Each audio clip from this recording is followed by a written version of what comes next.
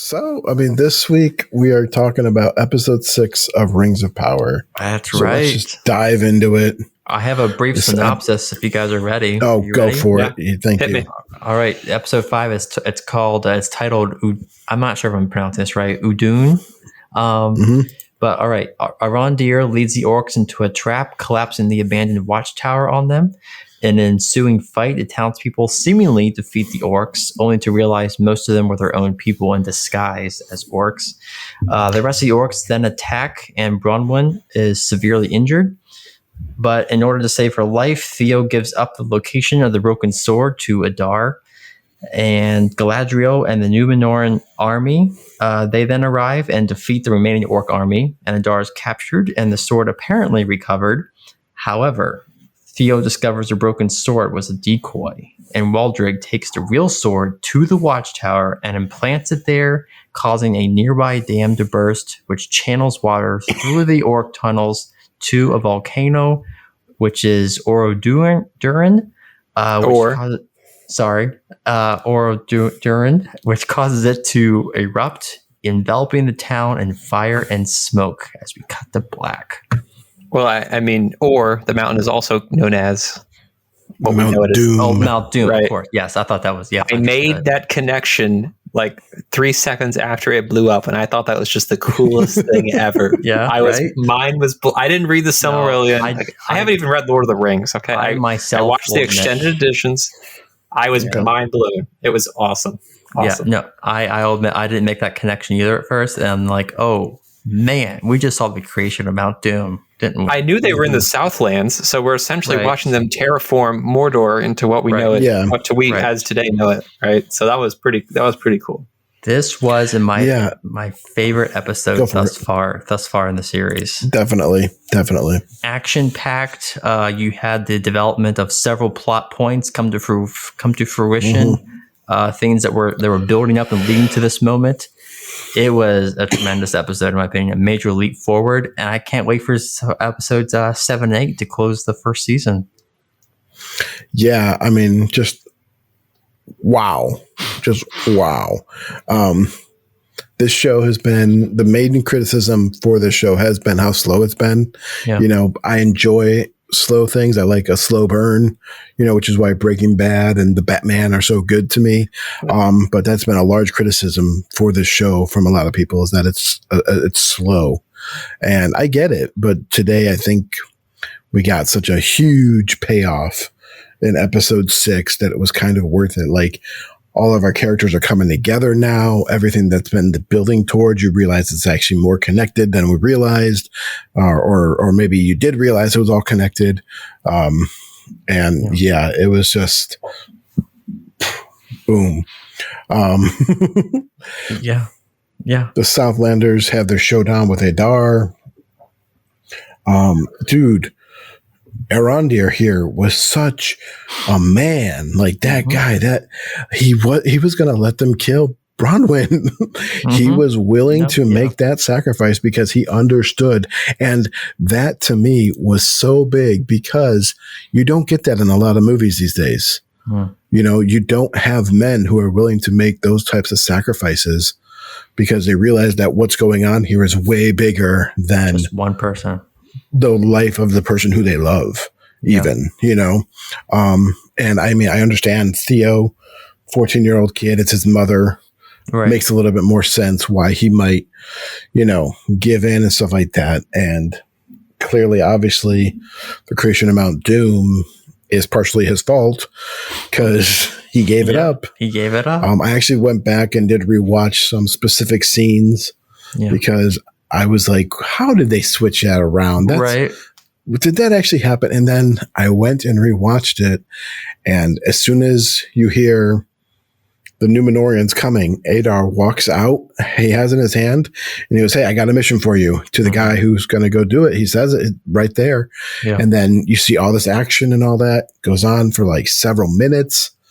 And then he's climbing it onto his horse, and Arondir tells Galadriel, he's like, "Hey, that thing he has, he can't get away with it.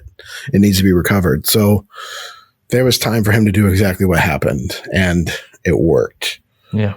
And that explosion, the way Galadriel just stands there and lets it engulf her, it's just like perfect. I mean, I was sitting there being like, what just happened? What's going to happen for the last 2 episodes? What are they going to do? They're wrapping this up so early. This is too neat. Mm-hmm. And then, the guy got away. They're opening the door, or they're using the key. I thought, now I just want to see more.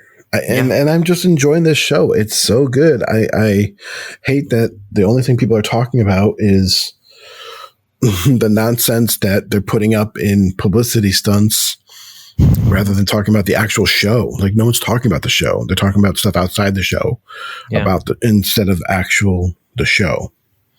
So I'm so excited. What do you think, Daniel? Yeah, I agree. I want to see Sauron before the end of the season for sure. I've been waiting. I'm in here. I'm waiting. That's what I'm most interested in. He says he killed him. That's the other thing. Adar says he killed him. He's not dead. Not yet. We know he's not dead. We know he's not dead. So the question is, where is he? Do you think I need to see him? I need him to be a very person, like an evil person, that the antagonist that we can actually talk to, and And remember, no. He's supposed to be a friend. He's supposed to be a friend at this point. A friend. He's supposed to, because he's supposed to help them make the rings of power. He hasn't been portrayed. He's gonna be. That's why he's gonna be a good guy. That's why some expect. That's why some people. He's the stranger. The stranger. Yeah, that's what some stranger. Expect. The guy who's the stranger? Like the wizard powers. The guy. I thought that was Gandalf. That's what some people think, but some people think he's actually Sauron. So that would be a twist. That would be a twist. Remember, Sauron can shapeshift into anybody. In the Silmarillion, he shapeshifts into several different creatures and humans. Like he can literally be anybody. I mean, that's interesting. Yeah, now I think that has some merit. Yeah. So, but yeah, I'm just interested in seeing the rise of Sauron, because that's something that we only got in a prologue in the first 3 minutes of the Lord of the Rings trilogy. We didn't see this Age of Middle Earth, and so seeing this series take its time developing and building to that moment is just, to me, very exciting. Just to see his rise, his reign of terror. I'm pumped. I'm excited. Although I could do without the dogs, the dire wolf type dogs, you know what I mean? Yeah, I didn't mention that in the last episode. Something's not right. Right. I don't think they visually speaking, they do not look good. There's some CGI in the series that does look suspect, and that's just definitely a touch, suspect. I guess that would be. I just thought they were normal wolves. I didn't realize they were supposed to be some type of dire wolf or anything. Well, I don't know that they are, but it's just, I assume they were the same breed-ish type that Saruman sends after, like the wargs, people fleeing to Helm's Deep, right? The wargs. Okay. Yeah. But they're different. They're definitely different. I don't know if they're supposed to look different, or either way, their eyes just look weird. Yeah, their eyes look like puppy dogs. That's what exactly I said. Their eyes look very My German Shepherd has more menacing eyes than those things. Their eyes, you gotta be kidding me. They have very friendly eyes for some reason. I don't know why they chose that creative decision there, but it does not work. Does not work. I mean, it's also supposed to be one of those things that, like, possibly Harfoots would be afraid of, and hobbits would be afraid of, that maybe men wouldn't be afraid of, because we're twice the size of a Harfoot. Yeah. The other thing about this episode that Laura and I discovered as we were watching this, and Laura kept saying, this is not Lord of the Rings, was the fact that there is, obviously with this being an action-packed episode, this is the most violent of the episodes thus far, but there are certain shots in here where they get close-ups on blood seeping wounds. I think one scene was like with Bronwyn's wound, where it feels very unnecessary. The fact that they're like doing all these close-ups on just blood gushing out of wounds, and I'm just like, this doesn't. it doesn't fit to me because they don't show that much blood in the actual action sequences, but then they show copious amounts of blood in certain close-ups. Did you guys pick up on that, or did I didn't? No, I didn't really have a problem. I didn't feel like I didn't have a problem with it. I didn't feel like it was non-Lord of the Rings because if you watch, those movies were PG-13. Yeah. And I have watched them with my 8-year-old. Yeah. But we were very careful as we watched them as well because they were fairly violent, they're cutting heads off of orcs and stuff quite routinely. There's blood splatters in that part. The thing is, most of the time it's orc blood. Right. So it's less, I wouldn't say it's too much blood in Rings of Power. It's just not enough blood in Lord of the Rings, but that's just what they had to do back then. Yeah. I don't even think it's what they had to do back then. I think it's the fact that you didn't have as many bloody injuries, probably the most, or maybe they are a little more gratuitous with the blood now. There were plenty of opportunities. Right? Yeah, honestly, there were plenty of opportunities, but one of the most probably one of the most gruesome deaths was when Aragorn decapitates the J.R.R. leader. I forget his name. Well, he chops off its arms and its head, and you hardly see any blood, right? And you don't see hardly any blood. You do. No, you get blood. You get some, a little bit. Not much. But whenever he's dragging his knife inside his stomach, you don't actually see that. It's off screen. It's just below the frame. Whereas some scenes in this, you actually see it. I think that's just the difference that she made. She's like, this feels a little too violent, but it's still not darker. It's still not Game of Thrones level violence. Let's be honest here. But it was just I did notice that though. But nothing is Game of Thrones level violent. No, that show is just you can't talk unnecessary. You can't talk.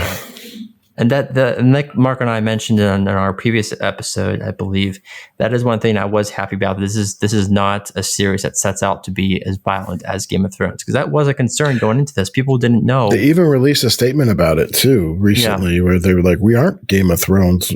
Our fans don't want to see that level of violence here. We just want you to stick to the books. That's all we want." Yeah, pretty much. They could have gone down that path, and I'm glad they did not. There was talks that they were going to. There was talks about naked gay sex between elves and stuff like that, and people were just like, "What? No one's going to want to see that. No one's going to watch it. You're going to lose the entire main fan base if you do that." Honestly, they probably could build to something in the show eventually, over 5 seasons, but that's something that you don't want to start off with because it would piss off the fan base right away. And they've already done a pretty good job of that. Mm-hmm. Like I said, I have the blessing of ignorance. I don't know the source material. Right. They don't have the rights to the source material, so they're kind of flapping around in the wind here, making it up as they go. Well, they have they don't have the rights, from what I read, they don't have the rights to the Silmarillion, but they have, obviously, it's the Lord of the Rings trilogy and the appendices. And the Hobbit. The Hobbit, yeah. Yeah, and the appendices, but they don't have... There's really the only real rights to anything would be in the Silmarillion and their appendices. Mm-hmm. And that's what kind of bridges the gap between Lord of the Rings and that. Right. So since they can't touch that, they kind of are making stuff up as they go, which is why things slightly feel a little off. Yeah. Some timelines. I still think it's high quality. Yeah. I don't know if it's the screen I'm watching it on. Some people are saying that the armor and stuff looks awful, and I'm just like, what are you watching? Are you watching the same show? It's great. I don't see that. Yeah, I don't. And it even looks like they're putting people in costumes again. It's not exactly. The Hobbit all over again. Because that's the thing is, I'm looking at it as being. I'm also very cognizant of the fact that it's thousands of years before, right? Lord of the Rings. So I'm looking at it more as it's an earlier stage of armor and their ability. The elf armor is still crazy better than the human armor. The humans and Numenorians don't seem to have plate armor. They have some type of mail, and they have intricate design on it. And the lighting they use on it, leaves it so that there's no real shadows that show up on the Numenorian armor. If you'll notice the way they light it, but that's because they're trying to show the Numenorians as being more than the humans of Middle Earth, because they are. Aragorn is Numenorian, and he's going to live to be 200 something years old because he's not of the blood of the men of Middle Earth. He's not like Boromir. He's someone who's descended from Numenor. So there is a difference between these people. As much as they are men, they're also not. So I think it works for what they're trying to show and do. But we'll see where it goes from here. I'm so excited for watching the show tomorrow night. Exactly. It comes seeing it right away instead of seeing it.